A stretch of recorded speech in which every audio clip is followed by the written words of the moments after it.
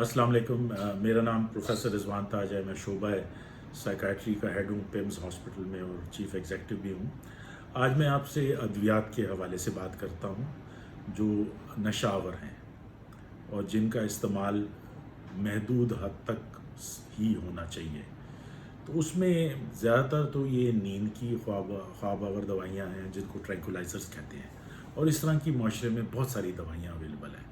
बदकिस्मती से हमारी जो फार्मेसीज़ हैं, जो उन पर कंट्रोल सिस्टम लॉ मौजूद है लेकिन उन पर कंट्रोल नहीं है। कोई भी जाके किसी भी वक्त किसी फार्मेसी से अद्वियात ख़रीद सकता है इस तरह की। तो ये जो नशावर नींद की दवाइयाँ हैं उनमें बहुत बड़ी लिस्ट है, और वो सब दवाइयाँ इंसान को कुछ हद तक मदद करती हैं और उसके बाद उसको उनका आदी बना देती हैं।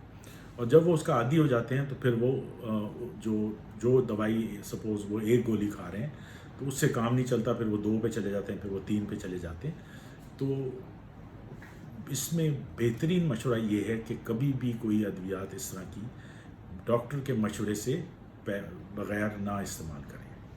दूसरी इंपॉर्टेंट चीज़ ये है कि ये जो अद्वियात हैं, स्पेशली जो ट्रैंकुलाइजर्स के हवाले से है, जो जिस तरह लेक्सोटिन होगी और इस तरह की बहुत सारी दवाइयाँ हैं माशरे में, उनका इस्तेमाल जो रिकमेंडेड इस्तेमाल है वो सिर्फ 4 से 6 हफ्ते तक है, इससे ज़्यादा नहीं है।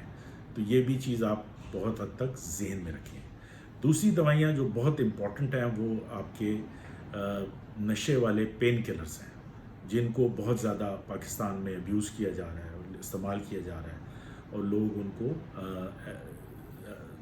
नशे के तौर पर आदी हो जाते हैं उनमें। तो इन पेन किलर्स में बहुत सारी दवाइयाँ हैं जो फार्मेसीज़ में अवेलेबल हैं, और लोग उनको हासिल कर लेते हैं और फिर उनके आदी हो जाते हैं।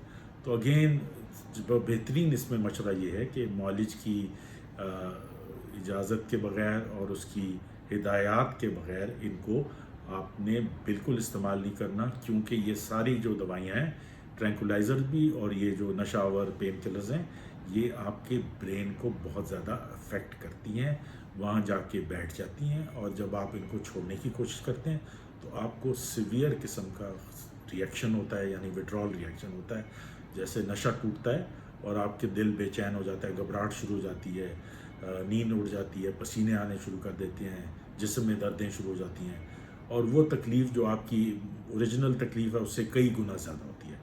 तो फिर आप ये करते हैं कि इन अद्वियात को ज़्यादा मिक़दार में इस्तेमाल कर लेते हैं, और एक दफ़ा ये सिलसिला शुरू हो जाए तो ये मसला चलता ही रहता है। तो ये बहुत ज़रूरी है कि इस तरह की अद्वियात को आप और अपने इर्द गिर्द के लोगों को बचा के रखें। उनको कभी भी मशवरा ना दें कि वो ये दवाई ले लें, वो दवाई ले लें, और बग़ैर किसी डॉक्टर की इजाज़त के किसी किस्म की कोई अद्वियात दुकान से ख़रीद कर इस्तेमाल ना करें।